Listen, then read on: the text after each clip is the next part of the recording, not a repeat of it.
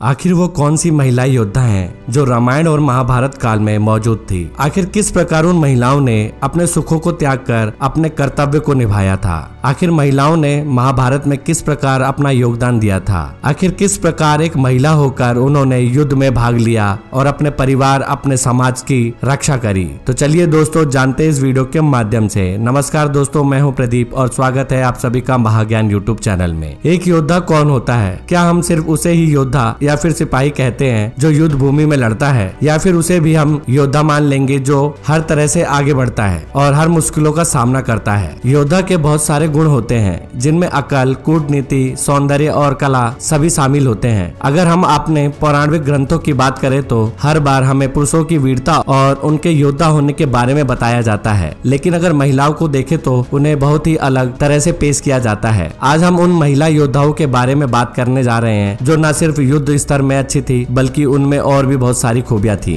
पहला, कैकेयी। रामायण में भगवान श्री राम की सौतेली माँ कैकेयी को हम जिन कारणों से याद करते हैं उनके परे अगर उनका जीवन देखे तो वो एक कुशल योद्धा थी। राजा दशरथ के साथ वो खुद युद्ध पर गई थी और उनकी विजय का कारण बनी थी। राजा दशरथ की जान बचाकर ही कैकेयी को 3 वरदान का वचन मिला था। कैकेयी ने युद्ध भूमि पर भी अपने पति की रक्षा की थी और वह कई तरह की कलाओं से निपुण थी। उन्हें बहुत बहादुर माना जाता है क्योंकि उन्होंने अपने जीवन की चिंता किए बिना राजा दशरथ के जीवन को बचाने की कोशिश की थी। दूसरा, कुंती। कुंती को महाभारत में एक बेचारी की तरह दिखाया गया है, लेकिन 5 पांडवों की माँ कुंती न सिर्फ शास्त्रों से निपुण थी बल्कि वो शस्त्रों में भी महारत हासिल किए हुए थी। कुंती जंगल में अपना 3 कमान लेकर जाया करती थी और मासूम जानवरों की शिकारियों से रक्षा किया करती थी। कुंती में अकेले इतना सौंदर्य था कि वो अपने पति की मृत्यु के बाद भी 5 पांडवों को जंगल में पाल सकी। उन्होंने अपने 5 बेटों को शिक्षा का हुनर दिया। तीसरा, शिखंडी। महाभारत में द्रौपदी के पिता सम्राट द्रौपद की बेटी शिखंडी को एक किन्नर भी माना जाता है। वो काशी की राजकुमारी अम्बा का पुनर्जन्म थी। महाराजा द्रौपद की सेनापति शिखंडी युद्ध कला में बहुत माहिर थी और शिखंडी के साथ युद्ध में कोई भी जीत नहीं सकता था। वो इतनी ज्यादा हुनरबाज थी कि उन्हें लगभग हर शस्त्र चलाना आता था और वह महाभारत के युद्ध में भी हिस्सा ले चुकी थी। भीष्म पितामह की मृत्यु का कारण भी शिखंडी ही थी। चौथा, द्रौपदी। तीर कमान चलाना हो या फिर अपने सम्मान की रक्षा करना हो, द्रौपदी को किसी की जरूरत नहीं थी। द्रौपदी के 5 पति होते हुए भी उनका अपमान भरी सभा में हुआ था। द्रौपदी ने अपने सम्मान के लिए लड़ाई की।